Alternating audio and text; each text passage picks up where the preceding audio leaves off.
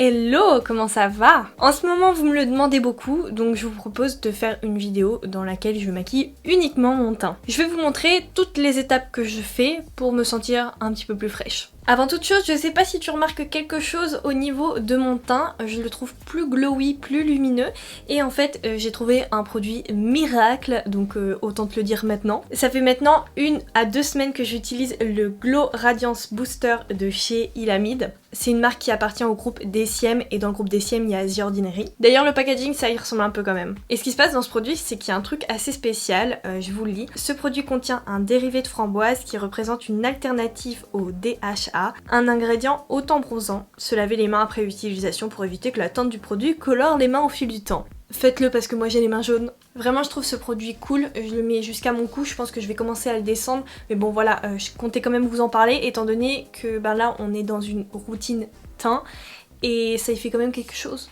Toujours de la marque Ilamide, je viens hydrater ma peau avec un Cheap Sheet. Et j'attends que ma peau absorbe le produit, bien évidemment, avant de passer à l'étape suivante. Sinon ça n'aurait aucun sens. Étant donné que ce produit c'est un spray, je trouve qu'il rafraîchit un petit peu, donc j'en mets souvent, disons comme ça, dans la journée. C'est parti pour le make-up. Étape numéro 1. Alors depuis cette année, j'adore les stop brows et surtout j'ai réussi à les faire sur moi. Parce que je les adorais dans la vraie vie, tu vois, mais sur moi ça n'allait pas. À force on s'y habitue, on s'entraîne, et ça marche. Donc ne perdez pas espoir. Mais bon, allons-y doucement, je suis incapable de faire mes stop brows après avoir mis mon fond de teint, donc il faut que je le fasse en première étape. Pour ça, je vais prendre mon savon Pears, et il tient toutes les formes de sourcils, les fins et surtout les plus épais. Je viens l'humidifier avec un petit spray d'eau. À l'aide d'un goupillon, je vais venir gratter mon savon jusqu'à obtenir une pâte blanche. Et ensuite, je vais venir coiffer mes sourcils à contresens, puis ensuite, étant donné qu'ils vont être bien imbibés, je vais les coiffer dans le sens idéal. Évidemment, je suis venue retirer l'excédent de savon qui était au-dessus de mes sourcils. Voilà, comme ça, quand j'appliquerai le fond de teint, ça fera pas des trucs cracra. Étape numéro 2. Je vais venir appliquer une base sur mon teint. J'aime bien les bases avec des petits pigments, des paillettes or...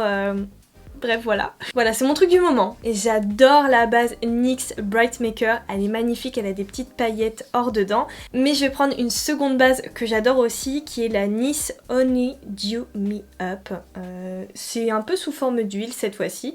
J'adore, c'est super agréable, c'est hydratant. Franchement, j'aime beaucoup ce que ça fait sur la peau. Et il y a des petites feuilles d'or trop mignonnes dedans. J'adore cette base. Par contre, contrairement à la Bright Maker, je la trouve... Il y a un petit peu moins d'effet d'or sur ta peau, c'est beaucoup plus discret, tandis que l'autre vraiment t'as un petit peu beaucoup des paillettes quand même. Étape numéro 3. Je vais passer à mon fond de teint et je vais prendre une valeur sûre. C'est le Airbrush Flawless Foundation de chez Charlotte Tilbury. Je le prends en teinte numéro 3 Cool Froid, mais je pense que ce serait mieux Cool Chaud quand même. Je viens l'appliquer avec une Beauty Blender et après je fais en fonction de mon humeur du jour. Est-ce que j'en mets 1 goutte, 2 gouttes? Est-ce que je veux quelque chose de moyennement couvrant, très couvrant, ou juste histoire d'unifier ton teint? Bref, ça c'est toi qui vois. Bon, mon teint est quand même unifié. C'est vrai qu'avec les gouttes du produit un peu auto-bronzant du départ, ma peau, vu qu'elle est un peu plus foncée, la teinte...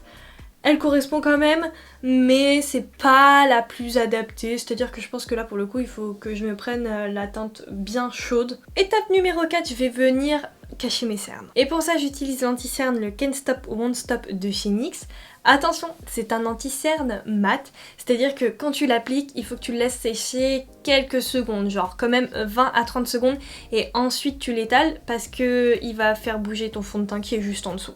Je trouve que c'est un bon concealer, il est couvrant, mais vraiment faut apprendre à s'en servir, faut le connaître un petit peu, donc n'hésite pas à faire des tests, voilà, à le laisser reposer. On est en cuisine, on a l'impression, mais non pas du tout. Faut le laisser reposer un peu et ensuite l'étaler. Étape suivante, je vais venir sculpter mon visage avec un stick de contouring. Je fais pas quelque chose de très prononcé, je définis juste mieux mon visage. Pour ça, vraiment coup de cœur, ça fait maintenant quelques mois que j'utilise, c'est le stick Sosu, je sais pas comment ça se dit, Sosu, I don't know, que j'ai eu sur Beauty Bay. Je cherchais un bronzer en stick qui était pas cher, j'ai pris le moins cher du site et franchement, je suis vraiment très convaincue. Le produit, malgré qu'il soit ouvert maintes et maintes fois, il ne sèche pas. J'ai pris la teinte la plus claire qui est la teinte Warm et j'estompe tout ça à la Beauty Blender ou au pinceau. J'ai déjà fait des tests, ça déplace pas le fond de teint en dessous donc c'est parfait. Alors oui, j'ai fait la technique de TikTok qui consiste à mettre le bronzer à la place du blush pour un peu étirer ton visage, pour le lifter. Je vais venir ajouter un petit peu de couleur avec des blushs liquides. Pour moi c'est vraiment un des meilleurs produits de la marque, ça vient de chez NYX et c'est les Sweet Cheeks. J'ai toute la collection, ils sont vraiment géniaux. Aujourd'hui j'ai décidé de mettre une petite teinte orange parce que j'adore le orange.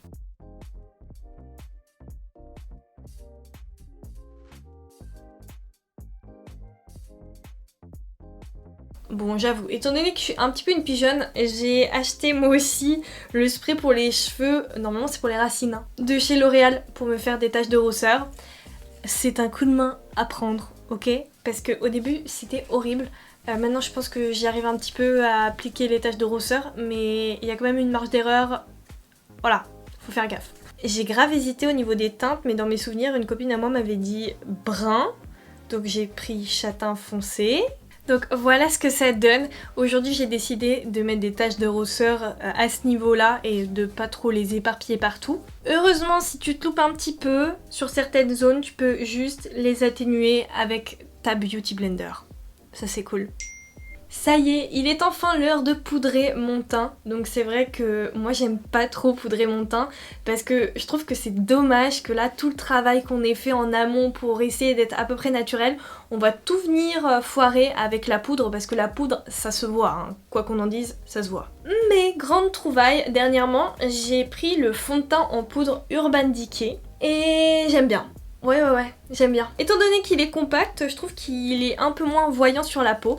Et au niveau des cernes, étant donné que c'est un fond de teint en poudre, et ben il est beaucoup plus couvrant et j'adore l'idée. Je vais passer au make-up des sourcils avec encore un produit NYX. Ouais, j'avoue, en ce moment ils sortent des bons trucs. Je vais prendre le feutre pour sourcils Lift and Snatch. Il est vraiment excellent, il est très fin, j'adore travailler mes sourcils avec ce produit. Et je vais tout simplement dessiner mes sourcils au poil à poil. Je fais juste une parenthèse sur les taches de rousseur. Après avoir fait le teint, tu peux très bien te mettre ce produit, il n'y a pas de problème. Mais c'est vrai que moi j'aimais bien l'idée de Marion Caméléon qui est d'appliquer ce produit et ensuite de poudrer, comme ça fond un petit peu plus les taches de rousseur et ça donne un aspect plus naturel. Sauf que parfois les taches de rousseur ont tendance à un petit peu trop s'atténuer. Donc si c'est le cas, s'il faut faire des retouches en plus petite quantité, je prends toujours mon petit Frex. C'est un produit qui consiste à faire des petites taches de rousseur. Et vu qu'on en veut en petite quantité, c'est parfait. Ça y est, le teint est terminé. Du moins presque. Mais bon, il manque quand même quelque chose d'essentiel. Et ce truc essentiel, c'est tout simplement l'highlighter. Pour ça, je vais prendre un de mes highlighters bébé des cieux qui vient de chez Kate Von D, KVD. Et c'est le petit tout simple Alchemist qui est le Aquamarine. Ouais, le Aquamarine. Il est somptueux et il fait un effet wet, donc effet wet ça veut dire effet mouillé et je trouve que ça va parfaitement avec le mood du teint, je trouve ça trop beau. Et là, à l'aide d'un pinceau plat, je vais utiliser ce même highlighter que je vais mettre au niveau de mon arcade sourcilière. J'applique un petit gloss, c'est une nouveauté de chez KVD, encore une fois. J'ai pris la teinte Camellia 10, voilà, histoire de compléter un peu le look. Et là, comme je te le disais, j'ai une certaine passion pour les paillettes en or. C'est la raison pour laquelle je vais prendre le spray fixateur Morphe en collaboration avec Madison Beer. Je prends la teinte Lockdown. Il y a des petites paillettes en or, c'est vraiment somptueux. Et je vais venir fixer mon maquillage et en même temps, ça va m'apporter de la lumière avec des micro paillettes en or. Je suis fan, ok? Je trouve qu'il sent un peu la crème solaire, donc ça me fait penser à l'été, la plage. Donc j'aime bien. Ah, les paillettes! J'adore. Voilà pour cette petite vidéo, j'espère qu'elle vous a plu. Et oui les amis, j'ai toujours pas trouvé de remède mystère, de concealer incroyable qui ne file pas dans les plis. En fait, je vais vous faire même une petite confession, moi j'ai l'impression que ça file même pas dans les plis, c'est que ça n'y va pas du tout. Donc en fait j'arrive même pas à étaler de l'anti-cerne de manière uniforme sur mes cernes. Dans tous les cas il y a des endroits où ça n'y va pas, ça n'accroche pas. Donc suis-je condamnée? Peut-être. Bref, c'est pas grave et c'est vraiment la raison pour laquelle quand je me maquille, généralement je descends vraiment mon maquillage bas et là pour le coup il n'y a aucun problème, il n'y a plus... Et là pour le coup il n'y a aucun problème, c'est-à-dire que même si l'anti-cerne bouge un peu, et ben le fard à paupières ça cache un peu la misère. J'espère que cette petite vidéo vous a aidé, vous a plu parce que oui, c'est vous qui me l'avez demandé. N'hésite pas à m'envoyer tes petits encouragements en commentaire, de laisser un petit like et à t'abonner à mon contenu si ce n'est pas encore fait. Mais je te fais plein de gros bisous et je te dis à très vite pour une prochaine vidéo. Bye!